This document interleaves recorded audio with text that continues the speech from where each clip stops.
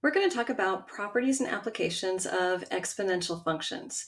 Exponential functions are commonly used to represent either some kind of a growth or decay, whether that happens to be organic, like bacteria, spread of a virus or something like that, or is often used too in computing interest rates and the value of an investment or a debt. Let's first start by talking about what an exponential function is and what it looks like. So I've got two different functions here. One has a positive x and one has a negative x. So you'll notice as we're taking a look at these functions, we've got f of x equals 2 to the x. If I write this in general, let me grab my pen here.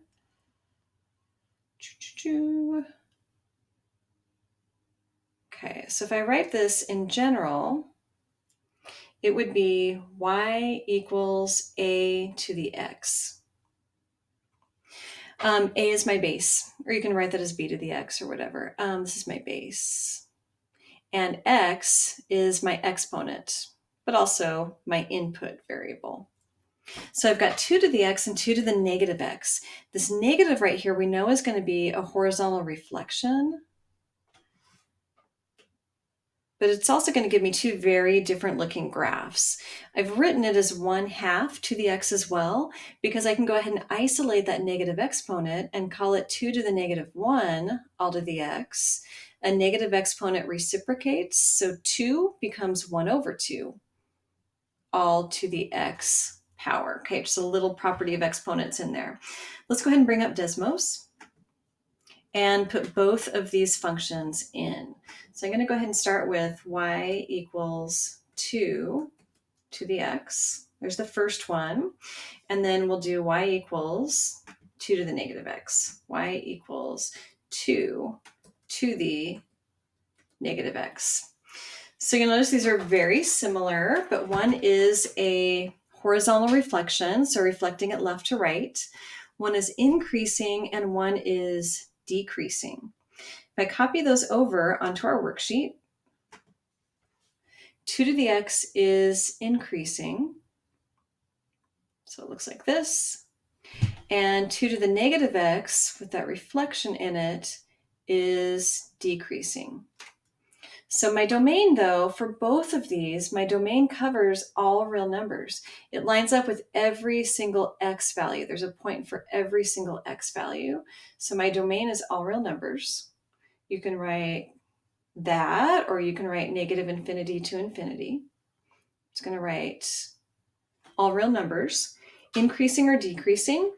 2 to the x is increasing everywhere. And 2 to the negative x is decreasing everywhere. X-intercept, there isn't one, so let me change this to a y-intercept.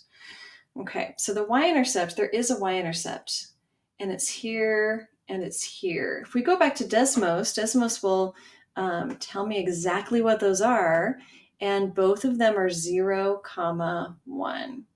And if we were to do the math, that's exactly what we would find when we evaluate. So for that y-intercept, we let x be 0. 2 to the 0 is equal to 1. So that gives me a y-intercept of 0, 1. Same with this one, 0, 1. Horizontal asymptote. Well, the horizontal asymptote is the x-axis. We can also call that y equals 0. So the x-axis, or the equation would be y equals 0, x-axis. F of 0, we already found. So f of 0, I put 0 into my function. 2 to the 0 is equal to 1. Let's go ahead and do negative 2. So if I were to put negative 2 into the first function, I'm going to do it down below here, and then I'll write my answer up above. I'll do it in green. So f of negative 2 for my first function would be 2 to the negative 2.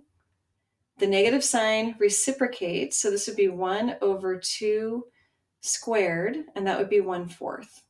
So this is 1/4 for the first one, and I'll do red for the second one.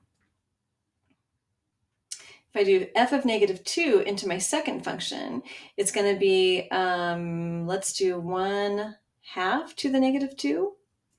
The negative sign reciprocates, so that's going to be 2 So I took care of the negative sign and I get 2 squared. 2 squared is 4. So our answers are reciprocals of each other. So we started with a really simple form of the exponential, but we can put more in it. We can put some kind of a multiplier out in front that would be a stretch or compression, and we can write it in this form here, a times b to the t. Another way to translate that is this way. P is equal to a 1 minus r, 1 plus r if r is the growth rate, all to the t. And as I identify each of those pieces, P is the value or amount after time t, which means I already gave away what t was. So t is the time. That could be in minute, years, days, any sort of span of time. A is the initial value or amount. And then we've got one more, and that last one is R. I'm going to write this two ways. B is equal to 1 plus R. R is the growth rate. Positive for increasing, negative for decreasing. Okay, we'll see some examples of both of that. Number 2, part A. We want to come up with the growth decay model. It's decaying if it's decreasing. In the form P equals A, B to the T. We can also write this as P equals A, 1 plus R to the T. A population has 15,000 organisms initially. This is my value A, and grows at a rate of 4% per year. So I'm going to change that into a decimal 0.04. I'm going to go ahead and just do some math off to the side here. P is a variable, but A is a fixed amount, so 15,000. 1 plus R, 0.04, all to the T. I'm just going to simplify that a little bit. So P is equal to 15,000. 1 plus 0.04, 1.04 to the T. And that's going to go up in our answer line. So P is equal to 15,000. 1 plus 0.04, all to the T. Next one, a population has 12,500 organisms initially. This is our value A, and decreases by a rate of 8% per year. So this is going to be negative 0.08. So I put this together. My initial value A is 12,500. 1 minus 0.08 to the T. So that's going to be, I can go ahead and write my answer actually. So P is equal to the initial value, 12,500, 1 minus 0.08, that's going to be 0.92 to the T. And then finally, the deer population was 23,400 in the year 2000 with an annual growth rate of 7.5% per year. I can go ahead and designate this as R. Change that to a decimal, 0.075. Find a function that models the population t years after 2000. So I want to do the same thing. So I've got year, t, and my population. So deer. Okay, so we've got the year 2000. T are the years since 2000. So this is going to be y minus 2000. Can you even read that? That's going to be 0 years since 2000. And we've got 23400. This tells me that 23400 is A. Okay, so then we want to estimate the population. I think we've got everything that we need now. So we have that initial value, we have the rate, and we can go ahead and put this all together. So I'm going to put it all together over here. So P is equal to 23,400. We're growing, so 1 plus 0.075 to the T. can go ahead and just simplify that a little bit and put it as my answer.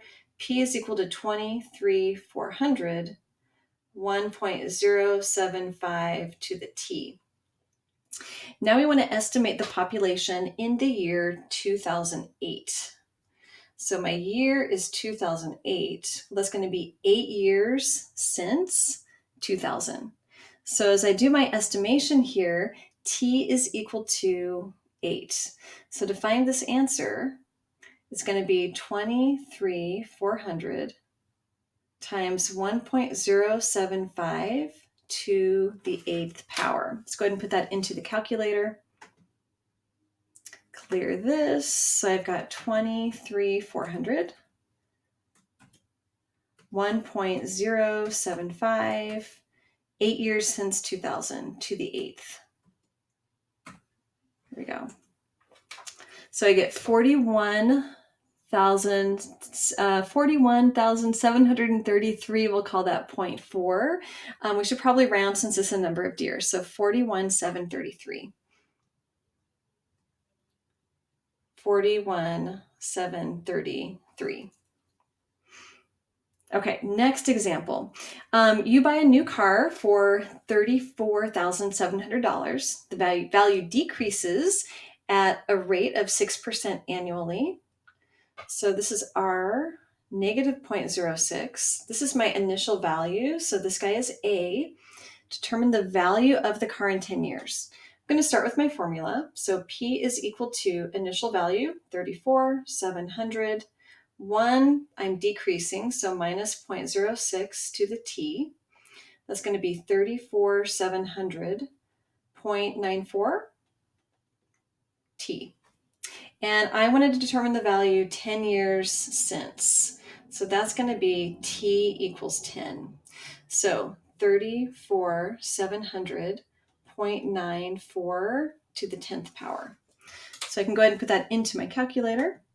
And we should end up with a decreased value, 700, perfect, and then 0.94 to the 10th power, 10 years. And we do get a decrease in value. This is a monetary value, so let's go ahead and keep our pennies. 18,689.94. So 18,689.94. So it decreased a lot, almost in half, 18,689.94. Great. Okay, number 3. We want to use the given information to find the exponential function in the form of f of x equals a times b to the x. So we've done this before. We want to find the values a and b. A is my initial value, so I'm given a, which is great. So a here is 3. I don't have the value b. So I can go ahead and put it together, what I know so far. So f of x is equal to 3 times b to the x. You can also think of this as y equals 3 times b to the x. Whenever I'm missing a variable, I want to be able to plug in a specific point. And I can use the other point that I've got here. This is an x and a y. So as I put this into my function, y is 192 equals 3 times b to the x, x is 3. I'm solving for b, so I'm going to divide both sides by 3. 192 divided by 3 is 64. So I get 64 equals, those go away, b cubed. I'm going to take a cube root on both sides. Well, so cube root of 84, I believe that is 4. Let's double check. So I'm going to do the cube root, which I believe is in the math menu. Yep, there it is. I passed right by it. There it is. The cube root of 64 equals 4. Okay, so b is equal to 4. Let me go ahead and put my function together. I'll write my answer in green. So f of x is equal to my initial value 3 times b, which is 4, to the x. There we go. Okay, for the next one, I'm going to be passing through the points 0, 3000, and 2, 2430. This really should set up in the same way. So 3000 is my value A. 2 and 2430 are going to act as my value X and Y when I go to solve my missing piece. So Y is equal to A, which is 3000, B to the X. Let's go ahead and plug our point in, 2, 2430 for X and for Y. Y is 2430 equals 3000. B to the X, so B to the 2. I'm going to divide both sides by 3000. So same process.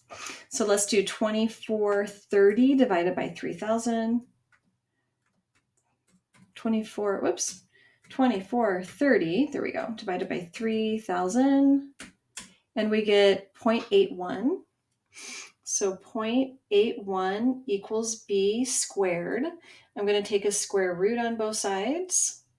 So you need 0.81 and a square root. So my square root symbol is right here. So second of the x squared key, and then 0.81. 0.9. So B is equal to 0.9. Whoops. Go back here. So B is equal to 0.9. Okay, putting it all together, I'll write my answer in green. Y is equal to, or f of x, is equal to A, which is 3000, 0.9 to the x. Okay, so there's that function. Next is compound interest. You'll notice there's a lot of similarities in compound interest. This kind of looks like our value B, doesn't it? I'm going to go ahead and just label what each of these values represents. So P is the principal. So this is the initial value. A is the amount after time t. T is the time in years.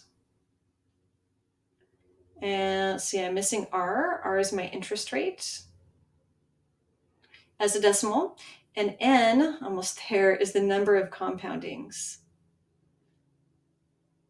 INGS, just enough room there.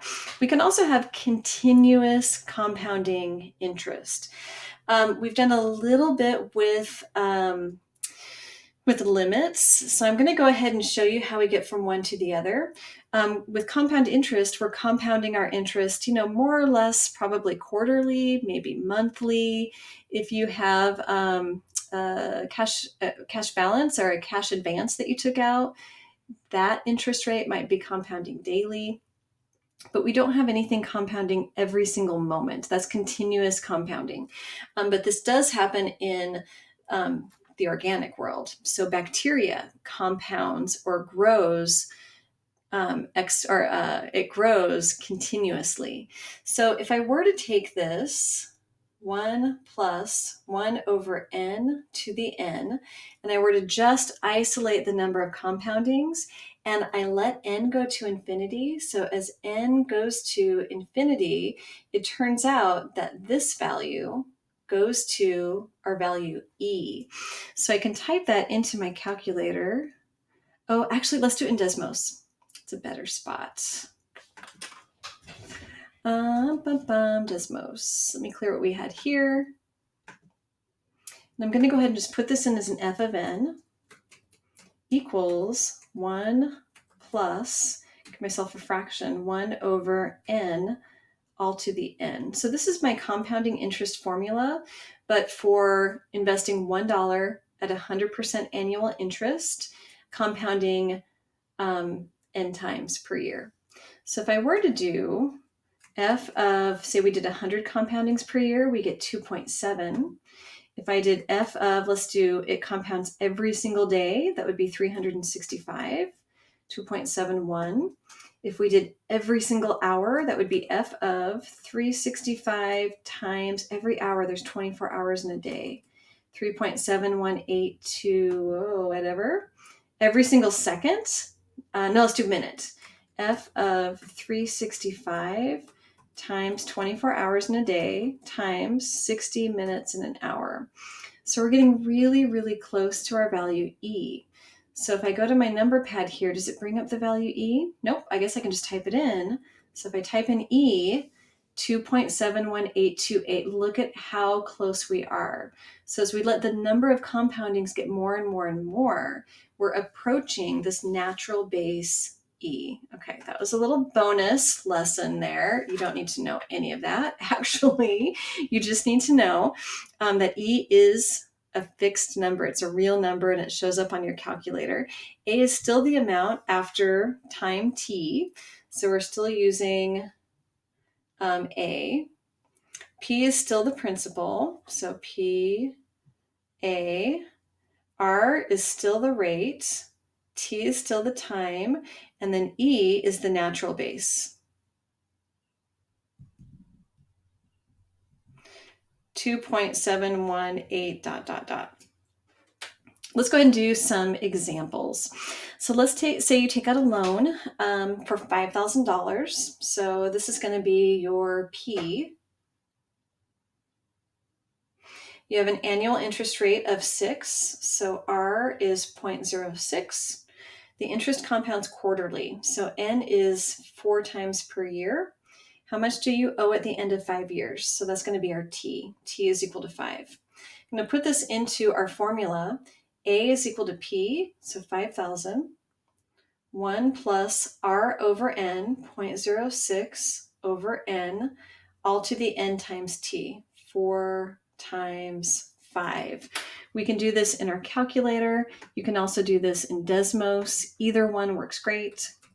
So 5,000, 1 plus 0.06 divided by 4, all to the 4 times 5. You can also just type 20 in there. Not yet. 5. 4 times 5. Okay, that looks great. So we get $6,734. This is a dollar amount. So I do want to keep my pennies. It's going to make this smaller so I can see both. A lot of stuff open there. Okay, so I get 6,000. Write this in green. $6,734.28. We'll round to the penny. Okay, for the next one, we invest $12,000 at 7.5% annual interest. So A is equal to 12,000.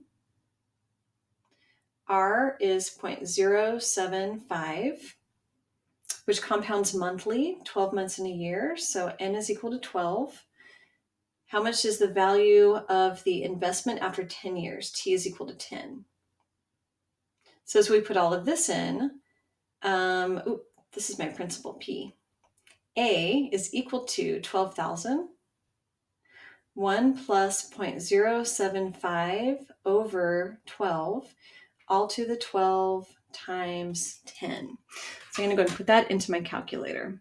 So 12,000 parentheses 1 plus 0.075 divided by 12 parentheses all to the 12 times 10.